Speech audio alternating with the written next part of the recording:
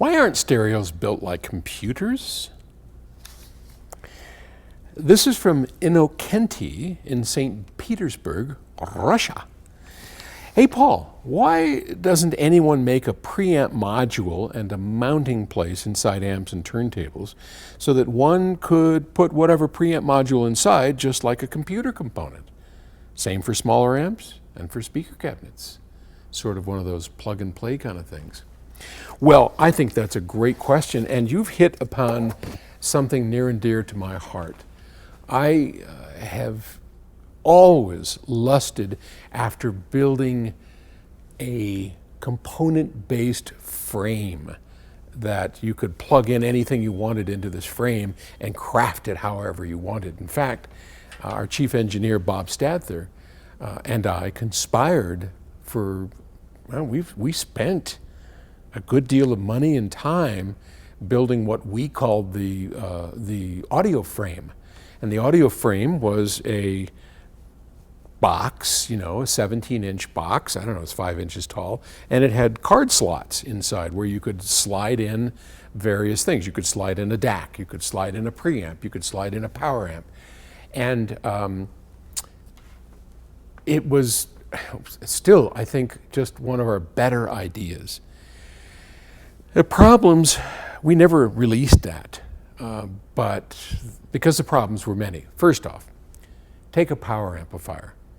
In order to build a power amplifier, at least, you know, back then, you needed heat sinks, right? So we couldn't just slide a card in. Now we had to have a slot over here. It was a big slot where the card you put in had heat sinks and attached to it. The next thing that's a problem is the power supply. A DAC uses very different voltage levels than a power amp or even a preamp. So most of the voltages inside of a DAC are very small, 1.7 volts, 2.5, 5 volts.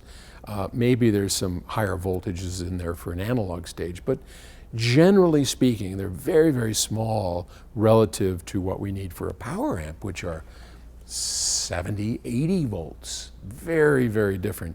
And a preamp somewhere in between. So you have that problem.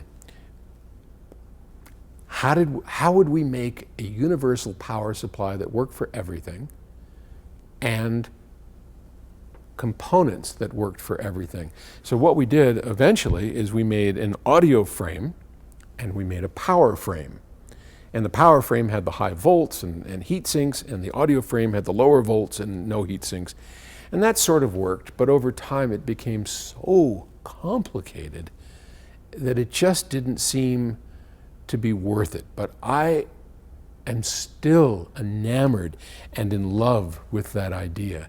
And today, we would probably find it a lot easier. You could do Class D amps without heat sinks. You could do DC to DC power supplies that you had a high voltage here and then just DC to DC converters on all of, I mean, so I could envision doing it today a hell of a lot easier than I ever could have envisioned doing it way back when. So yeah, those are some of the reasons why it's not done. It's terribly difficult to do and to pull off properly and then make it sound good, right? And then change all the front panel controls, because on the front panel, how do you communicate? You don't know if you have a preamp or a DAC or whatever. So everything has to change. It's really hard to do, but it's a great idea. I love it. So thanks for bringing it up. Okay, talk to you tomorrow. Bye.